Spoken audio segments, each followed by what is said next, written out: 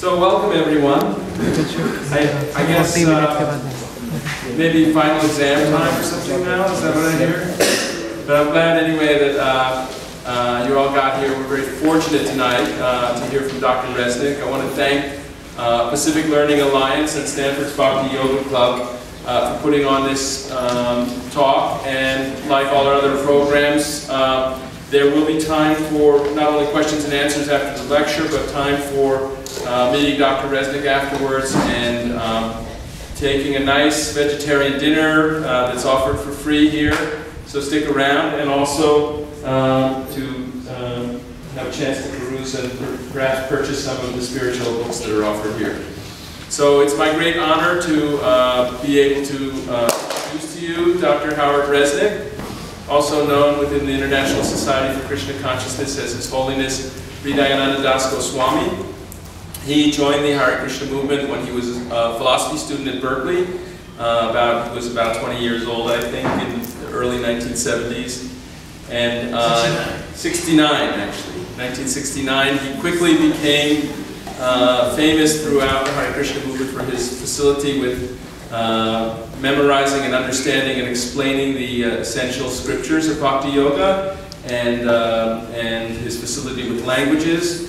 And at a very young age, he was deputed by the founder of ISKCON, Srila Prabhupada, to spread the Krishna consciousness movement in Latin America, and quickly learned Portuguese and Spanish as well.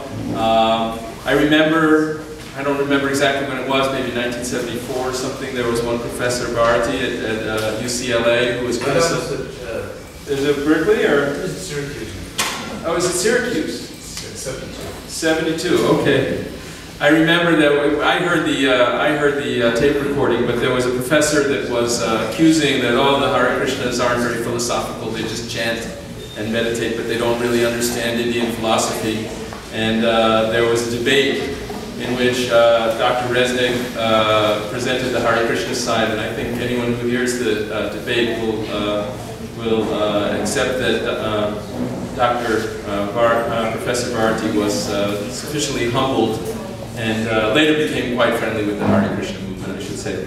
And Maharaj went on to get his Ph.D. in Sanskrit and Indian Studies from Harvard University, and he's taught Sanskrit and Indian religion at UC Berkeley, at the Graduate Theological Union, also recently at the University of Florida in Gainesville, and he's a much sought-after speaker. He's always very entertaining and has very deep thoughts, and so we're very, very fortunate, those of us who are here, to be able to hear what he has to say on the subject of science and spirituality. So please welcome Dr. Resnick.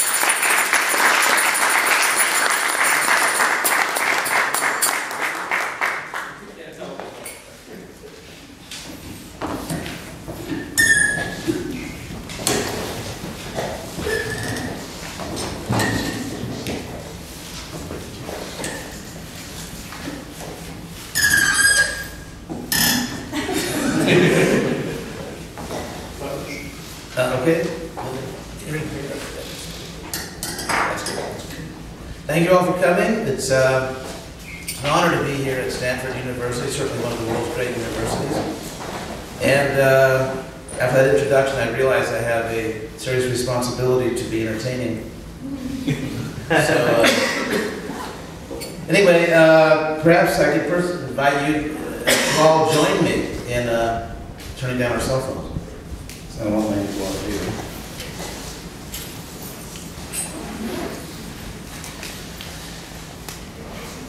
Have mine go up too many times for the lecture. So tonight's topic is science and spirituality. What next?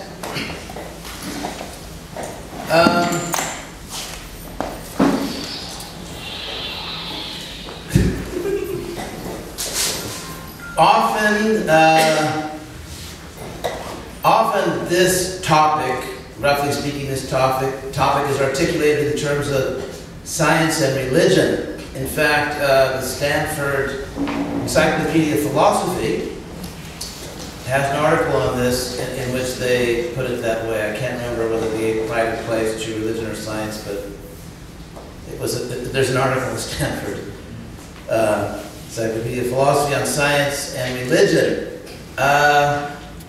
Interestingly, and I think somewhat tellingly, the article chooses to focus almost exclusively on science and what are called the Abrahamic religions, Judaism, Christianity, and Islam. And so it's really not an article that covers the general topic of religion. The article also points out that it's very hard to say what science is and very hard to say what religion is. However, there are good examples of each, even though we don't know exactly what they are, which is an interesting claim. So, I mean, tonight we have this topic of science and spirituality. That's interesting because in our culture at the present time, there is a common dichotomy or a common contrast which is drawn between religiosity and spirituality. And it's sort of one of the cool things you can say nowadays is, I'm not very religious, but I try to be spiritual, or so-and-so. So this, perhaps in trying to get at what we mean by science and spirituality, I will first address this contemporary tension in our culture between religion and spirituality as people perceive it. To give a rough definition, but I think one which begins to get at what people are trying to say. If we talk about religion, the way people use this term in contrast to spirituality is somehow referring to, you could almost say behavioral dimension of life. In other words, religiosity, as often understood, and again there are many other ways to understand it, but as often understood in this context, is observable behavior. That someone goes to a church, a mosque, a synagogue, a mandir, or whatever, that someone prays, that someone affirms certain types of relevant beliefs, and so on. Observable behavior. Whereas spirituality, again, roughly speaking, but we don't have enough time to be boring and technical, but spirituality as being something about internal states, also reflected in behavior, incidentally, also reflected in behavior, but in this case, behavior which does not really conform to established norms within a particular religion, like you should do this ritual, you should attend this program, you should pray, you should believe this or that doctrine, but being a good person, somehow you could say observable virtue, or a tendency to pursue harmony over conflict, and so on and so forth, to be compassionate, to somehow take serious interest in the metaphysical possibilities of life, however one perceives them. So, also, I think spirituality has something to do with a state of consciousness, that one is in a spiritual state of consciousness, which is somehow integrated rather than conflicted and so on. Then moving on to science, what do we mean by science? I mean, this is Stanford, so you all know roughly what the word means. I mean, I think I have to insult your intelligence by going through all that, but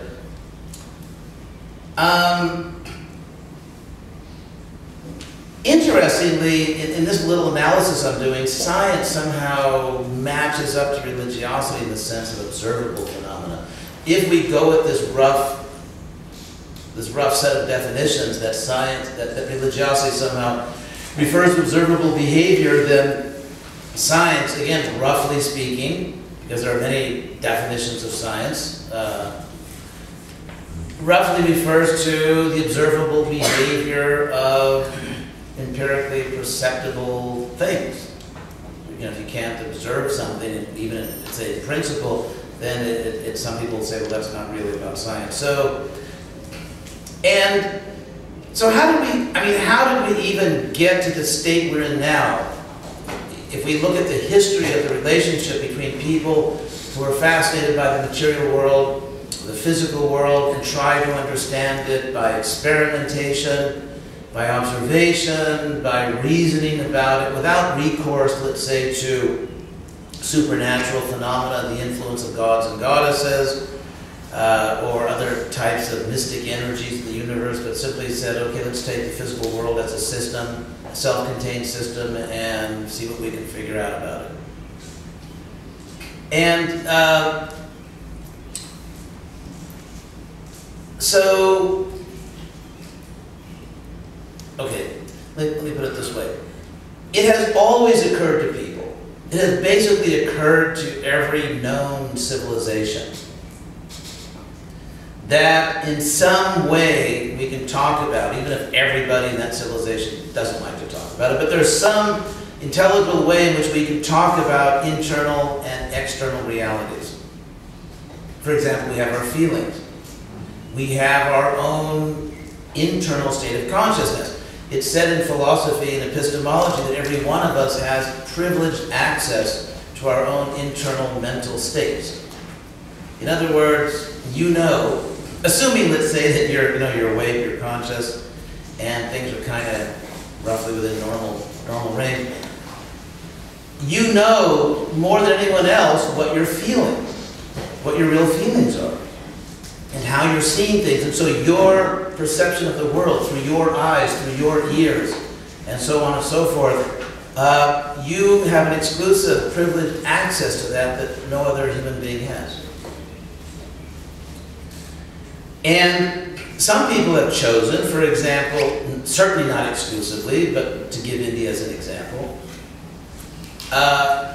there have been civilizations which focus an extraordinary amount of attention on the possibilities of that, you could say, self-reflection or focusing consciousness inward and so on, trying, again, to be systematic about it, trying to be practical, trying to measure results. And so I think it's fair to say, to give credit where credit's due, if you actually look at what has gone on historically and we move beyond cliches and stereotypes and almost cartoonish images of science and religion, that within world civilization we find cultures that gave extraordinary, efficient attention to the external world, and also episodes and moments in history, times when extraordinary and efficient attention was given to the possibilities of focusing consciousness inward.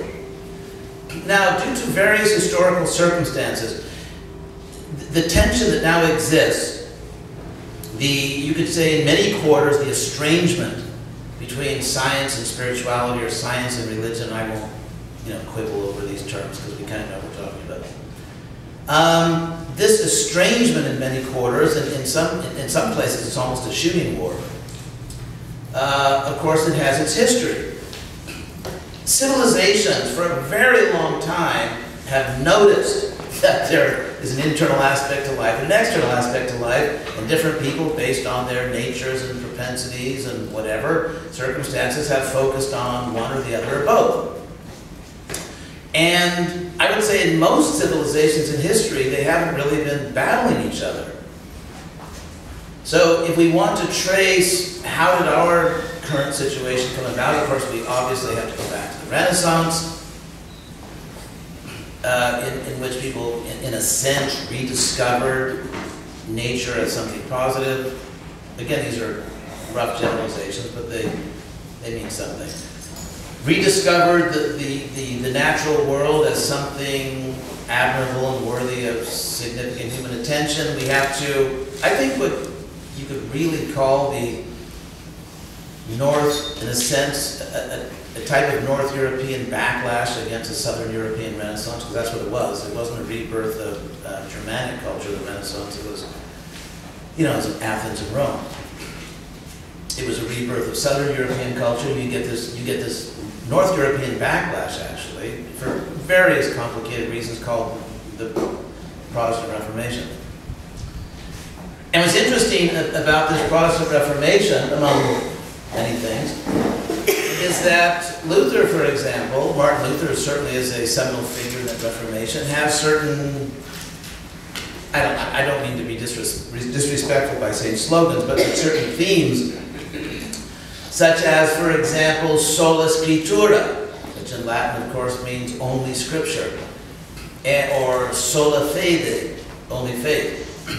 And what was he talking about? Like, why say that? Well, because there had been a Renaissance going on, and some people were really getting turned on by classical civilization. And people began to say things like, actually, God gave us two books. One book is the Bible, the other book is the book of nature. And we can not only learn about God from the Bible, we can do natural theology. We can actually learn from classical philosophers. In this case, let's say especially Aristotle at first, and even sort of drifting back into that fascinating logos theory of the classical period, which is the word logos, the logic, or pattern, or reason. The idea that that the creation is actually rational, because the creator is rational. And of course, Newton thought this was a great idea and pursued it in his own work. And so you have this logos, this divine reason, and you have a rational creator investing that reason in the creation. We are creatures, we are part of the creation. And therefore we have the logos in ourselves. We have that logos, we have the capacity for reason.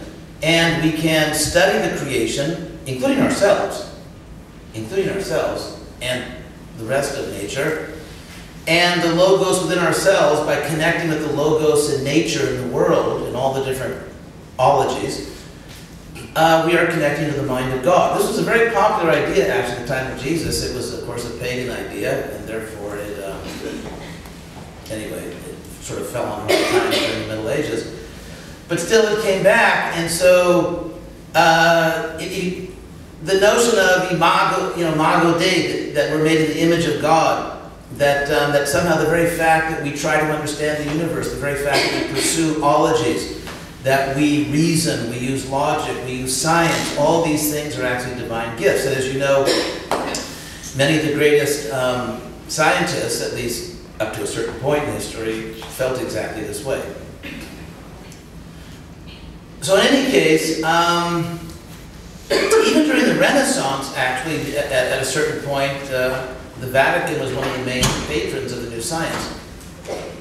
So, but when you have this backlash, and Luther saying things like, we don't want this science, we just want one book, not two books, and we don't want even Thomas Aquinas because, he kind of got into bed with Aristotle and all this stuff. And so what's very interesting, I think, if you study the history of science and religion, or science and spirituality, is that sort of the divorce papers were filed by religion, not science.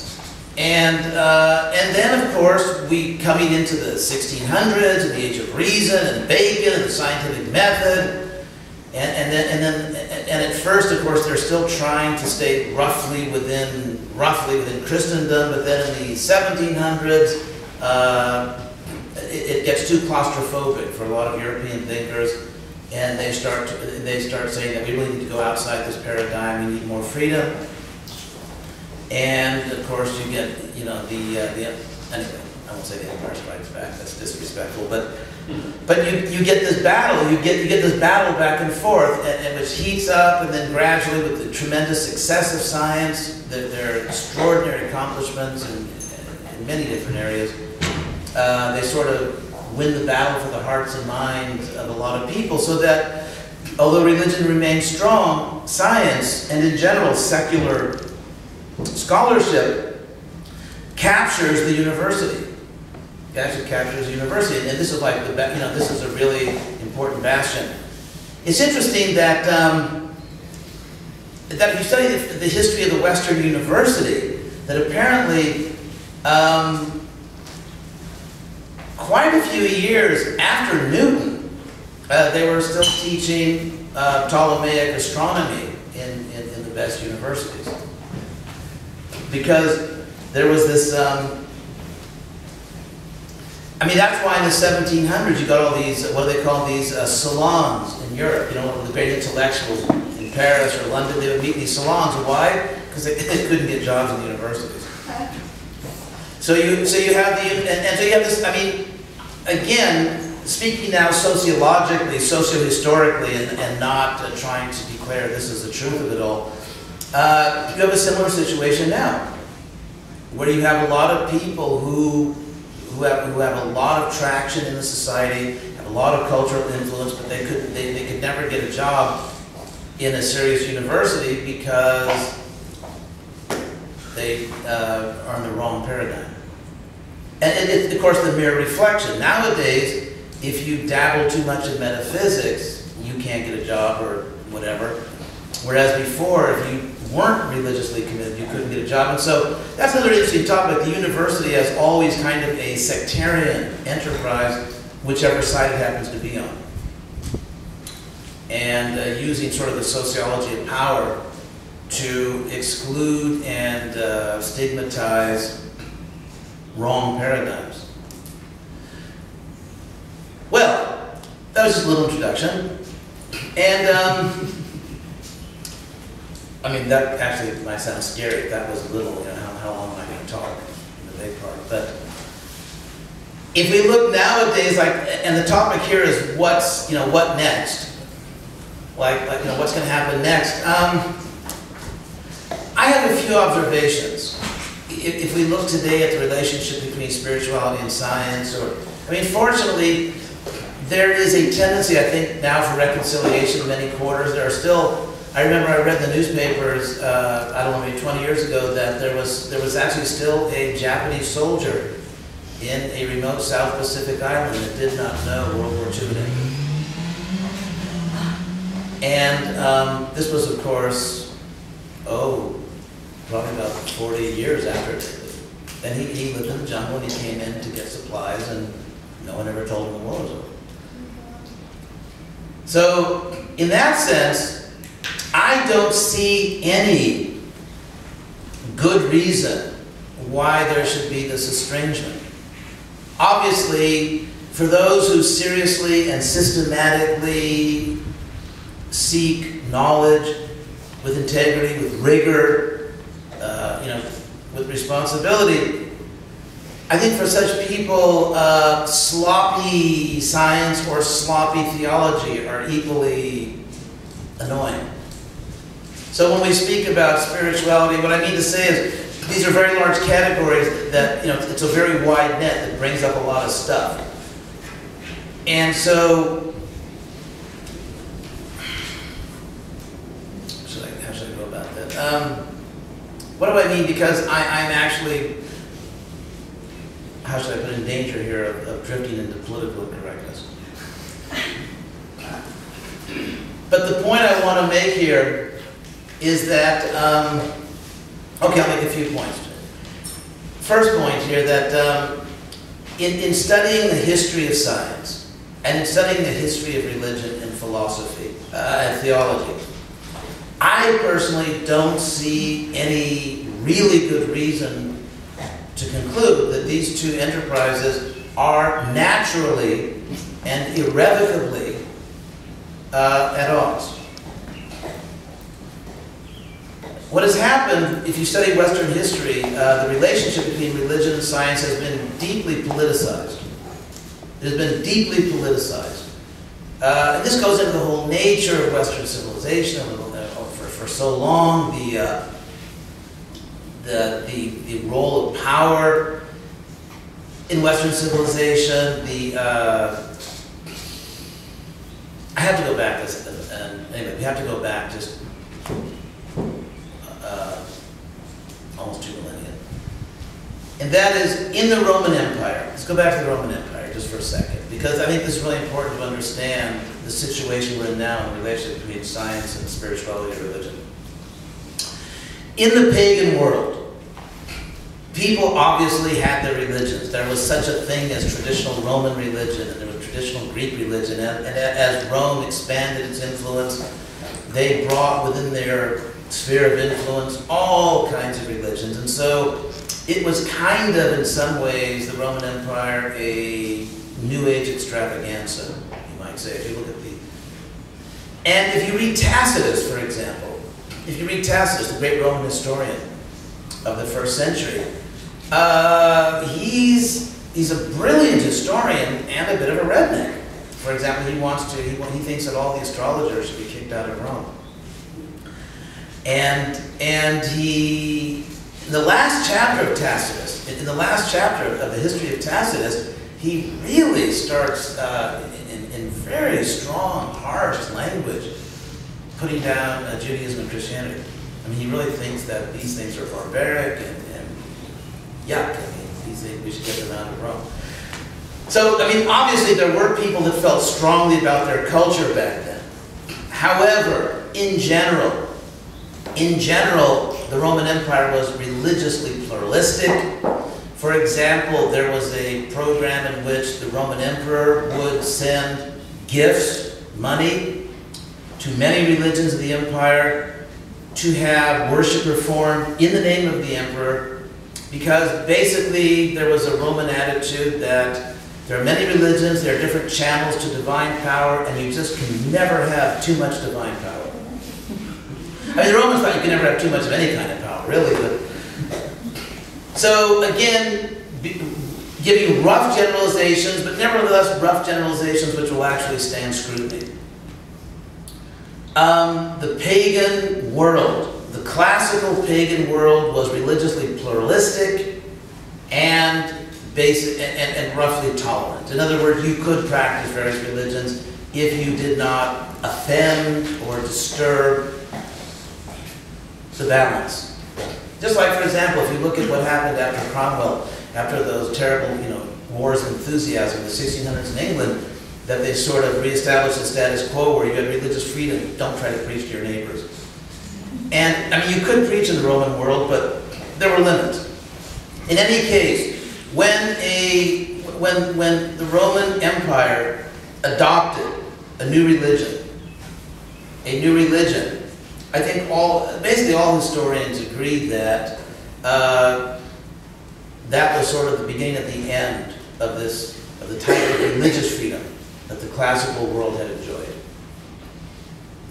And so you get a how should I put it, a merging of state and church in a way which really was something new for the classical world.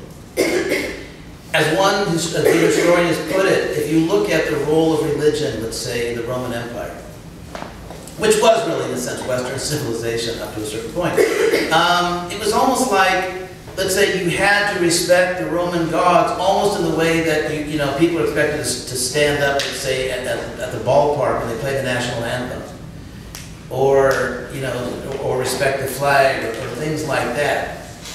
People really weren't, it was more orthopraxis, it wasn't orthodoxy. As long as you were just sort of a lady or a gentleman and respected the mores and customs, no one was going to really try to get into your head and find out, well, what's your theology really? It wasn't like that. In fact, in many ways, I think it's fair to say, in many ways, obviously not always, thank you, religion in the Roman Empire was something roughly, not exactly, not in every sense, like what I call Mediterranean Hinduism.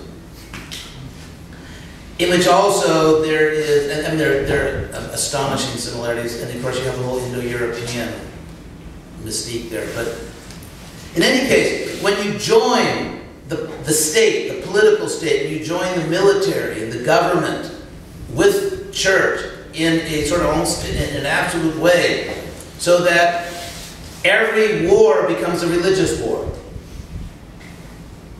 Every attempt to impose order in society, to punish, to reward, has religious overtones, undertones, middle tones. So that you have, for example, anyway, there are lots of things to say about this. What I want to say is that this was something new, and something which, so you have highly, almost completely politicized religion.